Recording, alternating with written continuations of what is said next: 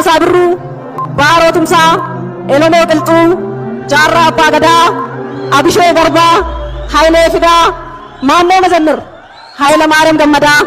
Garasuu Dhukii, Asaffaa Shaaroo Lammii, Batar Abdii, Caalii Shonee, Oliiqaa Dingilii fi Hayyuun Oromoo Abbaa Gaazexaa Bariisaa fi Barreessaa Galmee jechoota ulaagaa guuttatee kan jalqabaatan Profeesar Mahadii Haamid Muudee biyya jiraachaa turan USA magaalaa Columbus Ohio keessatti du'aan addunyaa kanarraa boqotan. Profeesar Mahadii Haamid Muudee guddina afaan Oromoo keessatti hayyuu shoora olaanaa taphachaa turan yoo ta'u, gaazexaa Oromoo kan jalqabaa Bariisaa hundeessuun gulaalaa olaanaa ta'anii waggoota 17 gaazexaa kanarra hojjetaa turanii jiru. Kan malees raadiyoo sagalee Oromoo jedhamu banuudhaan gara Oromiyaatti tamsaasuun uummata keenya qabsoof dadammaqsuu irratti akka gumaachaa turan seenaan isaanii ni ibsa. Oduu keenya lammaffaatiin guyyaa kaleessaa beellama dhaddacha hidhamtoota siyaasaa Oromoo irratti qeerroo fi qarreen hedduu ta'an uffata dambii hidhamtoota mana hidhaa Qaallitti uffachuun deeggarsa hidhamtootaaf qaban agarsiisaa oolanii jiru. Uffata dambii hidhamtoota mana hidhaa uffannee dhaddacha murtii hidhamtoota siyaasaa Oromoo irratti argamuun keenya nutis mana hidhaa bal'aa keessa jiraachuu keenya mul'isuu fi isaan faana jiraachuu keenya agarsiisuuf jedhan namoonni dhaddacha Jawaar Mohammad fa'aa irratti uffata keelloo uffatanii hirmaatan keessaa kan Oromiyaa Miidiyaa Niitoorkii dubbise. Dirreen siyaasaa dhiigaa fi cabalafee qeerroo Oromootiin bal'ateen sirna karaa qaxxaamuraatiin aangoo qabateen dhiphisuun duudhaalee hoggansa jijjiiramaatii miti jedhu jiraattonni godina Baalee magaalaa Agaarfarraa Oromiyaa Miidiyaa Niitoorkii fi yaada laatan.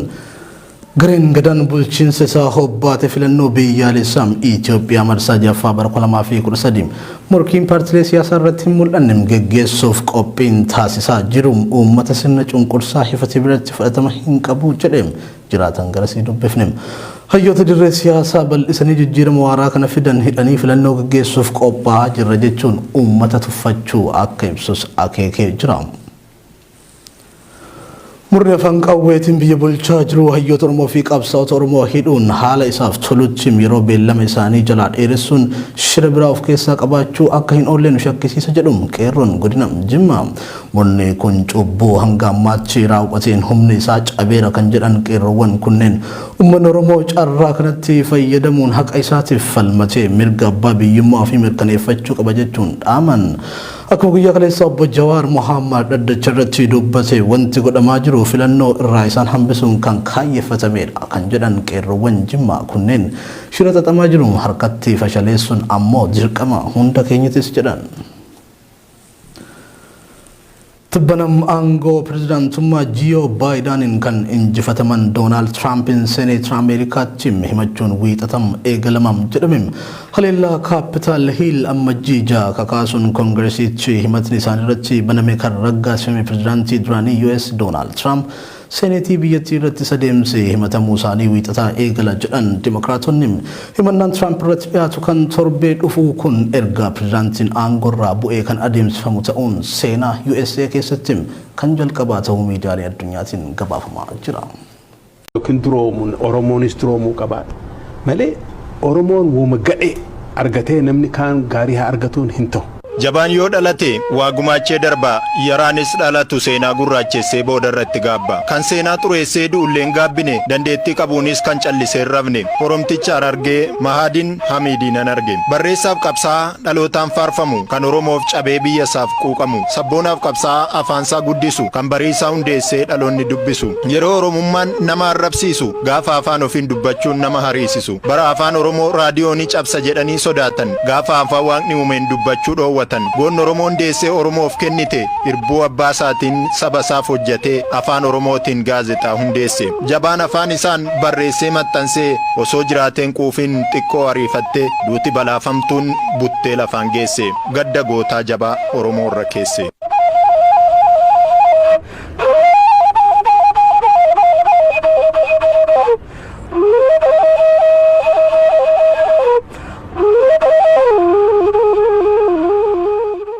Profeesar Mahadii Hamid Muudee abbaa isaanii Haji Hamid Muudee Urgee fi haadha isaanii aadde Hamiida Ahimad irraa bara 1942 akka lakkoofsa Itoophiyaatti godina Harargee lixaa magaalaa Cirootti dhalate. Jabaan ilma Oromoo ogeessi barnoota fiiziksii Mahadii Hamid Muudee barnoota isaa sadarkaa tokkoffaa magaalaa Cirootti barachuun sana booda digirii isaa jalqabaa gosa barnootaa fiiziksiin yuunivarsiitii Finfinneetti xumure. Ilmi jabaan waan biyyaaf ta'u hojjete, waan dhaloota quubsu barreesse, quuqamaa fi sabboonummaa keessa isaatti biqilteen namoota afaan Amaaraan baratan dhibbaan lakkaa'aman keessaa afaan Oromoon barachuu irra darbee hanga galmee jechootaa barreessuu fi gaazexaa maxxansuutti kan itti fufe jabaan Oromoo Profeesar Mahadii Hamid Muudee abbaan gaazexaa Bariisaa, barreessaan galmee jechoota afaan Oromoo fi Ingiliffaa, barsiisaan Ingiliffaa beekaman akkasumas barsiisaan addunyaa kanarraa du'aan boqochuun namoota seenaa isaa beekan qofaa osoo hin taane warreen dhaga'aniifuu godaannisa ta'uun hin oolu. Ilmi eebba maatii fi sabaa qabu Mahadiin jireenya magaalaa Cirootii hanga USA Ameerikaatti gufuun jajjabduun ilma namaa mudatu hundi dhiibbaan sirnaa fi bulchiinsaa osoo hin hafin obsaa fi xiiqiin gadi jedhee waan barbaaduu fi hawwa hedduutti milkaa'uun jireenya isaa keessatti seenaa gaarii dhaloota barsiisu jabeessuu fi tumsuu hojjeteera. Sadarkaa barnootaas magaalaa Ciroo kutaa tokkoffaa eegalee hanga USA Ameerikaatti yuunivarsiitii Joorjiyaatti PhD barachuun salphaa ta'uu baatus gufuu fi danqaa mara danda'ee waan karoorsee fi yaadee hojjechuun milkii jabaa ta'us wanti isaa hafuu fi inni hawwu jiraachuu mala ture. Duuti gootaa seenaa keessatti jireenya ta'ee ka'us nama jabaa dhabuun ammoo garaa nama nyaatee onnees nama madeessa. Akkuma Oromoon ilmi namaa tokko kan biyyaa tokko kan biyyeeti jedhu jabaan Oromoo Oromiyaan bahaa Harargeen biqilchite biyyaafis waa gumaachee dhalootaafis guduunfaa galaa karaa dheeraa kan ka'e Profeesar Mahadii Hamid Muudee dhukkuba onneen qabamee yaalamaa turus guyyaan isaa geenyaan addunyaa irratti hojii jabaa biyyaaf hojjate leellifama. Du'aan boqochuun isaa immoo uummata Oromoo fi uummata Itoophiyaa maraaf gadda ta'e.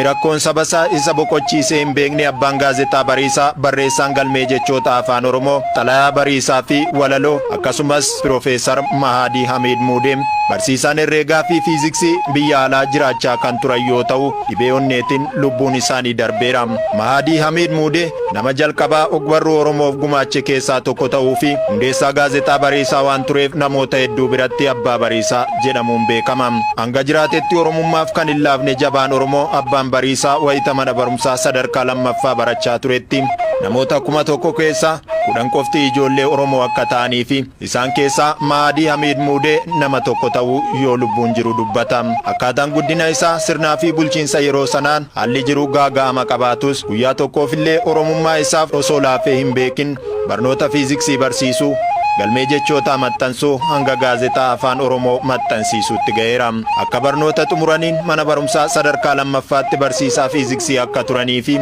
yeroo boqonnaa isaatti kitaabota afaan Ingilizii, afaan Amaaraa, afaan Xaaliyaanii fi Faransaayiin barreeffaman gara afaan Oromootti hiikuun bara 1972tti akkamiin biyya Oromoon abbummaan keessa jiraatuu fi baajenni guddaan uummataa fi lafa Oromoo irraa funaanamuun afaanonni biraa ittiin baratamanitti maaliif afaan Oromootiin gaazexaan barreeffamuu dhabama jechuun quuqaa keessa isaatii baafachuun ministeera beeksisaa yeroo sanaa Dr. Tasfaayee Gabraigzii nama jedhamutti iyyata isaa kennachuun akka afaan Oromootiin jechoonni barreeffamanii fi afaan Oromoo baratamuu kan gaafate ta'us yeroo lubbuun jiru dubbata. Sirni yeroo sana afaan Oromoon barreessuu miti maqaa Oromoo jedhamuyyuu akka waamamu waan hin feeneef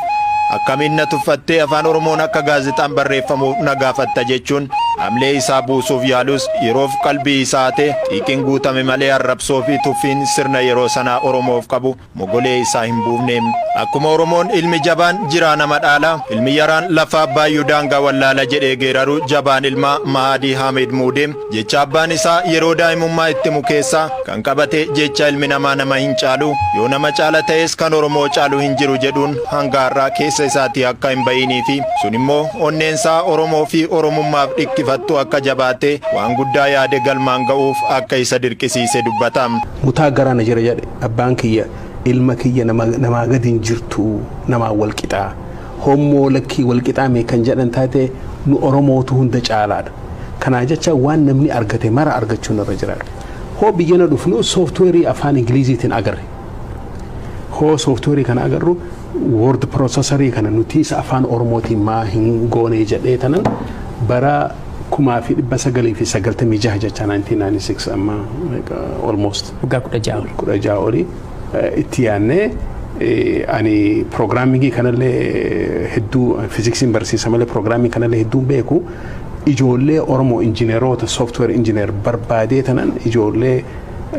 horii argannaa jette lakkii horiin argattanii arraba argattanii jedheen. Arrabsoo fi tuffii ministeera beeksisaa yeroo sanaa dandamachuun waggaa lamaan booda kitaaba afaan oromoo barreessee akka jiruu fi dhaloonni oromoo ta'e akka baratuuf jedhe nama biroo yeroo sana aangoo qabutti osoo abdii hin kutiin iyyata isaas dhiyeeffate. Namni sun immoo afaan oromoof rakkate osoo hin ta'in kitaabotaa fi galmee jechoota afaan oromoon maadiin barreessee maxxansuu fi barsiisuuf karaa dhabeetti fayyadamee afaan Tigree barsiifachuu waan barbaaduuf akka maxxansuuf hayyamuu akka danda'ee fi sababa sanaan ammoo afaanonni akka afaan Tigree, Sumaalee fi kan biroollee hayyama akka argataniif dhiibbaa gochuu akka danda'e yoo lubbuun jiru dubbate. Jalqaba gaazexaa Bariisaa barreessanitti immoo barruun isaanii jalqabaa waan oromoof ta'u hojjedheen du'a kan jedhu keessa isaanii waan jiruuf waan barbaadan barreessanii maxxansuun hawwii jabaa ture. Waan namni addunyaa argate faranjii haa ta'u gurraacha haa ta'u Afrikaa haa ta'u Aasiyaa haa ta'u waan isaan qaban mara Oromoolleen qabaachuu qaba. Kanaa jecha hirriba dhabnee sa'a 24 hojjennee nama keenya sadarkaa sanitti ol kaasuun dirqama seenaati. San keessatti tokkummaa, walqixxummaa, jaalalaa fi bilisummaatu wal utubee biyya ijaara kan jedhuu fi waan hin oolleef qophaa'u wayya kan jedhu qabiyyee barruu isaanii yeroo jalqabaa akka ta'ee fi haalli dhiibbaa yeroo san Oromoo irra ture hamaa ta'uu kan ibsuu fi madaa Oromoo baasanii jechoota kanatti fayyadamuun ibsuuf yaaluun quuqaa saba isaaf qabu baasee agarsiisudha. Yeroo sitti hanqinni qubee jechoota akkasumas seerlugaa fi waltinni afaanii jechoonni guutuun jiraatuu dhabus godoo abbaatu dongorata kan jedhu keessa isaaniitti waan biqileef itti cichanii afaan barreeffamaa fi maxxansaa akkasumas kan barnoota akka ta'uuf dhamahaniiru. Kitaaba afur katabne waan gartee readers 1 2 3 kan jedhuu fi pictorial qubee gartee fakkaannoon qubee jedhu so afuri kuni ati amma si sadii qabda meeqatee torbaami dictionary saddeeti kabraalee lama jira. Wanta akkasiiti waliigala 10. Inuma bara 1977 immoo jalqabbiin gaazexaa Bariisaa jiraatus maxxansiisuufis sirnichi hayyama waan hin kennineef rakkoon ture ulfaataa ta'uutu himama. Dhiibbaan tures wayita ijoolleen Oromoo akka Mahadii quuqama qaban sababa gaazexaa Bariisaatiin walitti dhufanii tooftaan bifa hawwisoo hundeessuu fi Oromoonni walitti dhufuu eegalan warreen hanga har'aattu gamtaa Oromoo hin jaalanne immoo kan Minilik adda facaasee gaazexaan Bariisaa walitti dachaase jechuun tooftaan adda facaasuuf akka isa fudhatanii fi gulaalaa gaazexaa Bariisaa gochuun gamtaa ijoollee Oromoo yeroo sanaa diiguuf akka turan ni yaadatu Piroofeesar Mahadiin. Gaazexeessitoonni buleeyyiin akka jedhanitti seenaa gaazexaa Oromoo keessatti Bariisaan bakka olaanaa kan qabuu fi Bariisaan hangafa gaazexaa Oromootis jedhama. Gaazexaan Bariisaa dhiibbaa hedduu keessatti waggaa 40 arfanarraa dura qaxalee ijoollee Oromoo kaan biyyee nyaattee kaan biyyaa bahaniin hundeeffame. Namoonni miidiyaa afaan Oromoo irratti qorannoo gaggeessan akka jedhanitti Bariisaan gaazexaa afaan Oromoo dhuunfaan maxxanfame isa jalqabaa yoo ta'u fulbaana 2 bara 1976 irraa eegalee hanga baatii 6tti uummata Oromoo biratti hedduu kan jaalatamee fi waan Oromoo hedduu baasee kan mul'ise ture jedhu. San keessatti gumaachi Mahadii Hamid Muudee salphaa hin turre. Keessattuu siyaasa aadaa fi eenyummaa Oromoo jabeessuu keessatti fudhatama guddaa kan argate akka ta'etu himama. Ta'us warri bahee mul'achuu eenyummaa Oromoo hin barbaanne waan aangoo harkaa qabaniif ji'a ja'a booda mootummaan yeroo sana of jala galfatee akka dhimma siyaasaa isaaf tolutti itti fayyadamu akka eegales ragaan qorannoo seenaa miidiyaa afaan Oromoo irratti godhame ni agarsiisa. Jabaan Oromoo du'aan addunyaa kanarraa boqochuun isaa dhaga'ame Piroofeesar Mahadii Hamid Muudee erga sana jabinaa fi dandeettii qabuun gaazexaa Bariisaa irratti gulaalaa olaanaa ta'uun waggoota 17 hojjeteera. Miiltoo isaanii yeroo sanaa keessaa muraasni Lammeessaa Booruu, Ku'ee Kumsaa, nama seenaa fi ogbarruu Oromoo keessatti shoora olaanaa qaban barreessaa gaazexeessaa fi aartistii Ibrahim Haji Alii fi Immiruu Angoosee fa'aa turanii. Kanneen keessaa Piroofeesar Mahadii Hamid Muudeen abbaa gaazexaa Bariisaa afaan Oromoo fi barreessaan kitaaba galmee jechoota afaan Ingiliffaa fi afaan Oromoo maxxansuun uummataan gahaa turan deeggarsa beekumsaa fi dandeettii qabaniin odeeffannoo uummata Oromoo bira darbee gumaacha saboota biyya kanaaf ta'uu malu osoo hojjetanii boqochuun isaanii ga'ee hayyuun jabaan tokko biyyaaf gumaachu tokko hir'ateera jechuun ni danda'ama.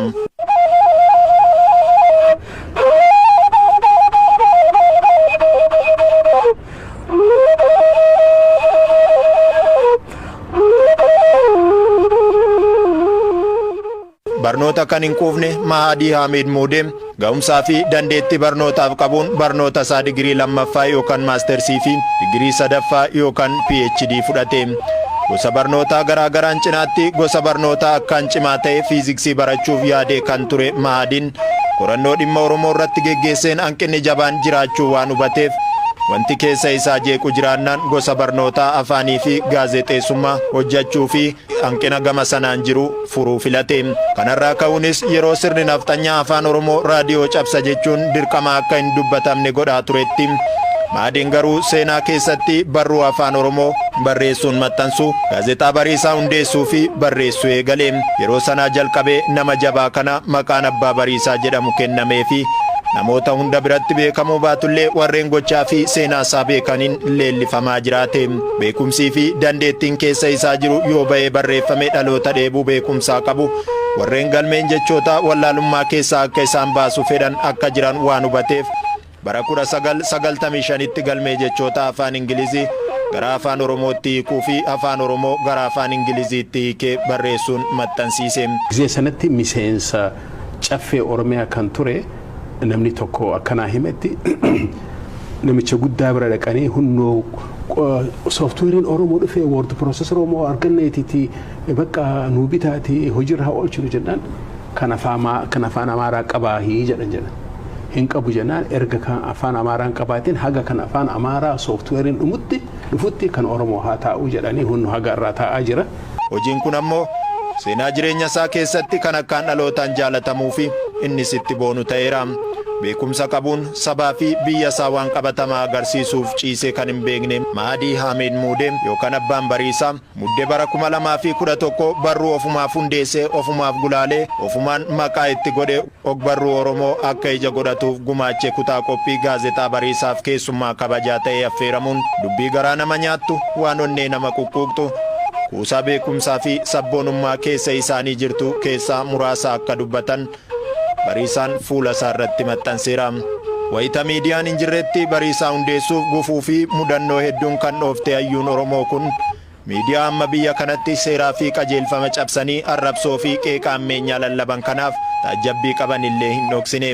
Ijaaramuun biyyaa haqaa fi dimokiraasiin akka taatu kanawwan Mahadii Hamid Mudee miidiyaan Itoophiyaa keessumaa miidiyaaleen dhuunfaa siyaasa jibbinsa irratti hirkate qabatanii waan biyyatti ijaaruu otoo hin taane biyya balleessuu fi diiguuf hojjechaa akka jiran kaasaa turaniiru. Miidiyaan mootummaas ta'ee dhuunfaa waan haqaa fi dhugaa ta'e irratti hundaa'anii loogii tokko malee hojjechuu akka qabanis dhaamaniiru. Humnaa fi qabeenya beekumsaa fi dandeettiin utubanii Oromoo maal hojjechuuf fedhii akka qaban gaafatamnaanis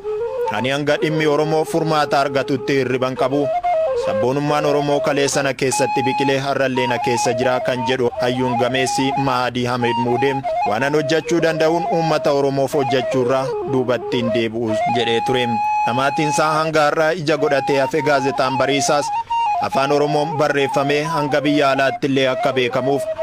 biyya isaas beekumsaa fi waan qabuun gargaaruu akka barbaadu gaazexaa Bariisaatti himee ture. Wanti hedduun hawwii isaa ta'us odoo bakka yaadeen hin gahin duutii isaa fudhachuun immoo kaayyoo isaa karaatti waan hambiste fakkaata. Maarree goonni seenaan hin daganne kun dhamaatii isaa muraasa dhandhamus akka yaadee fi karoorse osoo hin ta'in hirribni hin dammaqamne addunyaa kanarraa isa fudhatte. OBN's akkuma uummata Oromoo fi Itoophiyaa gadda itti dhaga'ama ibsa. Lubbuusaaf jennata maatii isaafis jajjabina hawwamu.